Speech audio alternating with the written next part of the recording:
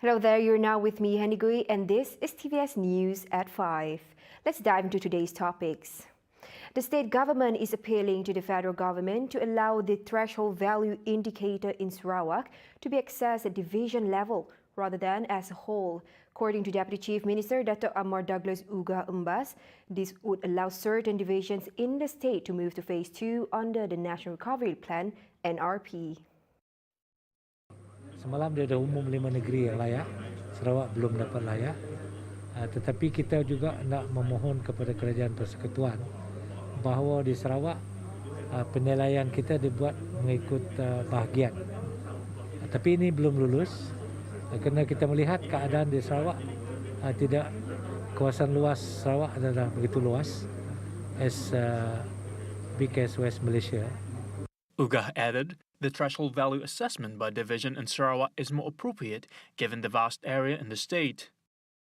Assessment whether any area to move into Phase 2 and hence to Phase 3 and Phase 4 later on should be assessed based on the performance of each division. Sekarang ianya bergantung kepada nilai ambang untuk negeri Sarawak. Jadi walaupun ada bahagian-bahagian macam Limbang telah pun kita melihat dapat mencapai ambang yang ditentukan, tetapi oleh kerana ia dilingkumi dalam included under Sarawak, so they will not be able to move to Phase 2.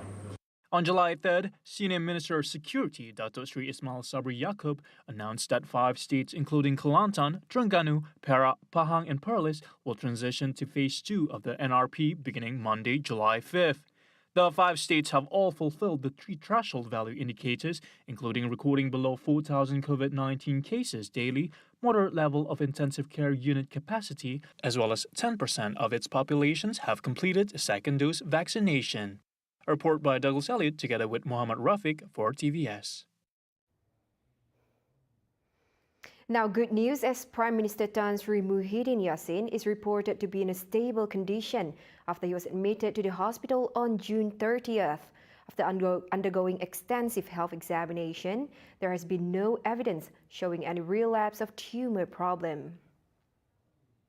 The Prime Minister's office confirmed the hospital's examination that no tumor has been found. However, Muhyiddin is currently still receiving intravenous antibiotics treatment and will be discharged in a few days. In addition, he is also allowed to carry out his duties while recovering. Earlier on June 30th, Muhyiddin was admitted to a hospital in the capital city to receive treatment and monitoring purposes. The British Shorthair is known for its appearance and its keen hunting ability, and has been a popular choice for advertisements since the start of television and Hollywood movies.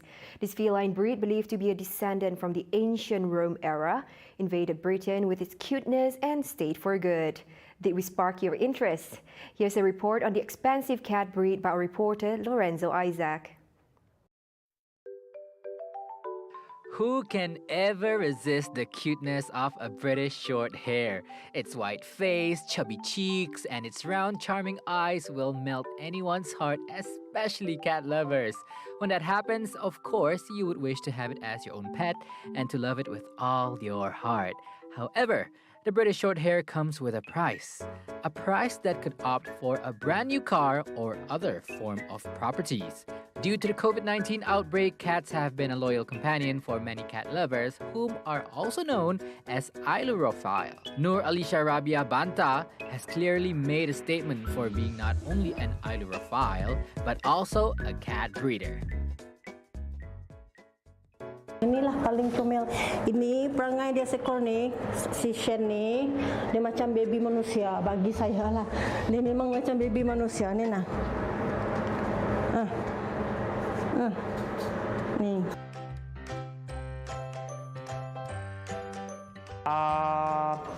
Kita jumpa jalanan ataupun ada kucing yang manja yang kita jaga indoor ataupun outdoor. Biasanya kalau kucing jalanan kita biasa dipanggil stray cat.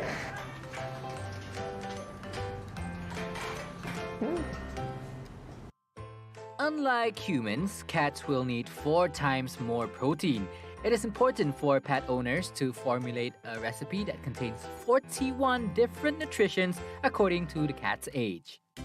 Sebenarnya kan sick juga susah lah mau jaga pusat tu kan. Cuma kadang-kadang kita mau tengok, perhatikan gaya pemakanan dia. Kadang-kadang bila kita salah bagi dia makan, dia boleh muntah ataupun dia boleh cirit-birit. Setakat ni itu sajalah masalah dia pasal pemakanan.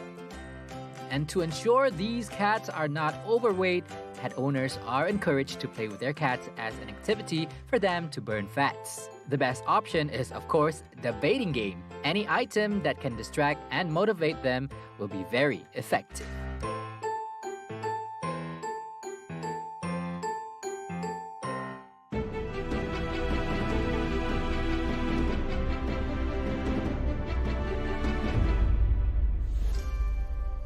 Akan 16 items happy beranak bak tandang menua pukul kuanting ina kita yang mana kita terutama di madah kecaranya and we can see Salam sejahtera. Warnailah hidupmu, tampilkanlah bakat baru. Sarawak pasti maju, menginspirasi duniamu.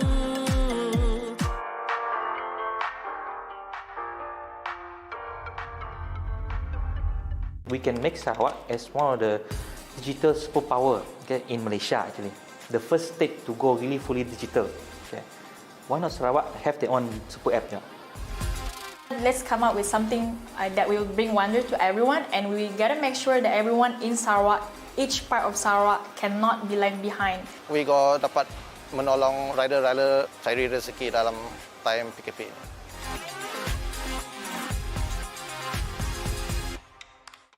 He's a mad scientist. He told me he wants to do either culinary arts or design, and nothing else. So it was a bit of tough time for me to understand, but I wanted him to do something else. He was actually known as a gangster in his uni. He would pick a fight.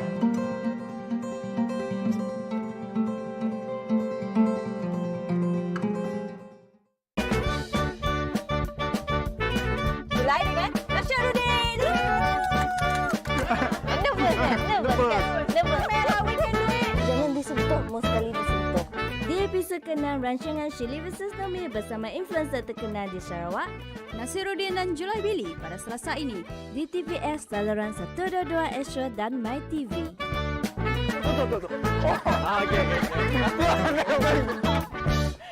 Aduh!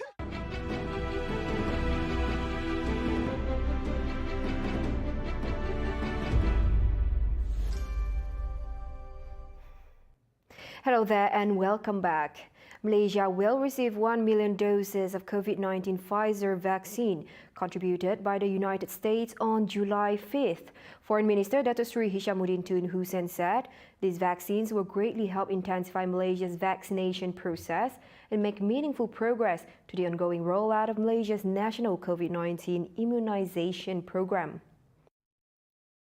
Through a statement, Hishamuddin said Malaysia is also highly appreciative of the invaluable support extended by the US through its embassy in Kuala Lumpur. Since the start of the pandemic last year, including the in-kind contribution of medical supplies, personal protective equipment (PPE), and ICT equipment worth $250,000. Meanwhile, in the effort to ensure fair global access to the COVID-19 vaccine, Malaysia is ready to forge a comprehensive cooperation with the United States in vaccine development and distribution. At the same time, Hishamuddin noted that in his letter to Blinken on 4th June, he had reiterated that Malaysia welcomes President Joe Biden's June 3rd announcement of the United States expression of support for temporary waiver of the intellectual property (IP) protection on COVID-19 vaccines. He added that Prime Minister Tan Sri Muhyiddin Yassin had also stated in his address at the Nikkei International Conference in May 2021 that Malaysia supports the IP protection waiver for COVID-19 vaccines.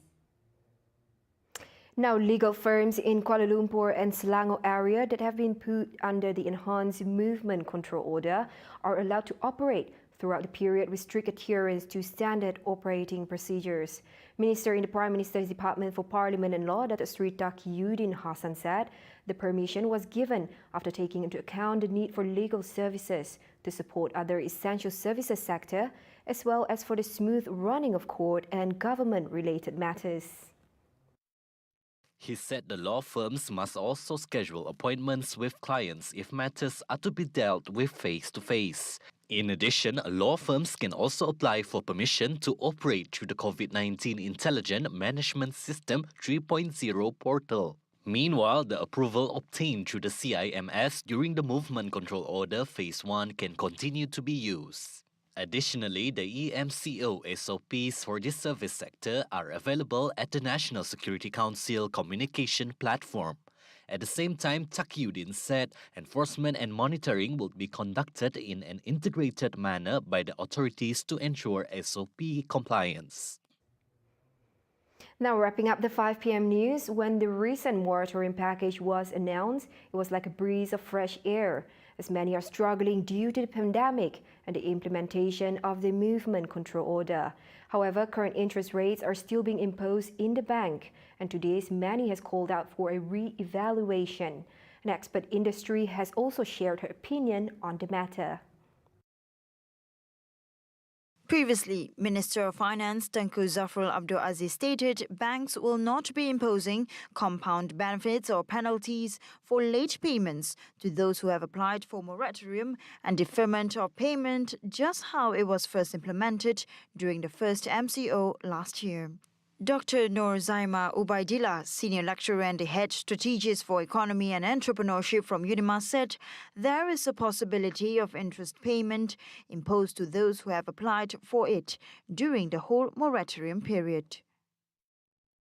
Namun begitu kita harus tahu bahawa mungkin tindakan itu dibuat dari sudut ekonomi, ia dibuat untuk memastikan kelestarian operasi sesuatu bank, kerana bukan sahaja individu tapi firma-firma juga, bukan setakat individu SME tetapi firma-firma juga mengalami kesulitan untuk to sustain their business. Jadi ini boleh dikatakan a win-win situation. Namun begitu kita harus, sekali lagi saya ingin menegaskan bahawa kita harus ingat sebelum kita membuat suatu permohonan tu, kita harus meneliti terma dan syaratnya.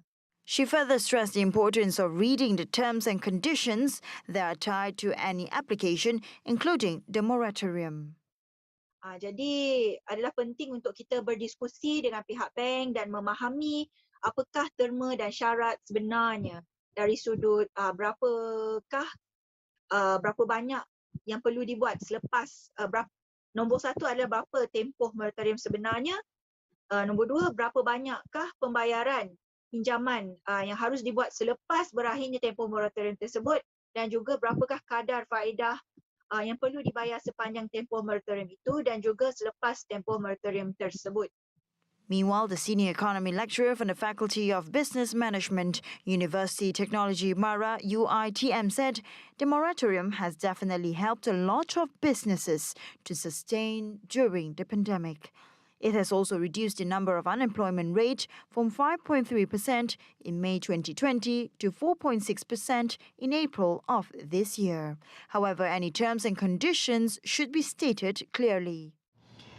Saya kira adalah lebih baik jika kriteria ini dinyatakan dengan jelas untuk memaklumkan kepada umum untuk memberi ketelusan kepada pihak PKS yang sangat memerlukan moratorium ini. Ini akan memudahkan pihak PKS untuk tampil ke hadapan untuk memberi dokumen-dokumen yang diperlukan oleh pihak bank. For records, Malaysia is one of the first countries worldwide to introduce an automatic moratorium for a period of 6 months. It was first introduced in April last year and have benefited 7.7 million Malaysians, or 93% from individual loaners. And that wraps up the 5 p.m. English news on TVS. As usual, don't forget to tune in for the Nightline at 11:30 p.m. with Ruben Gomez. With that, I'm Handy Gui and have a pleasant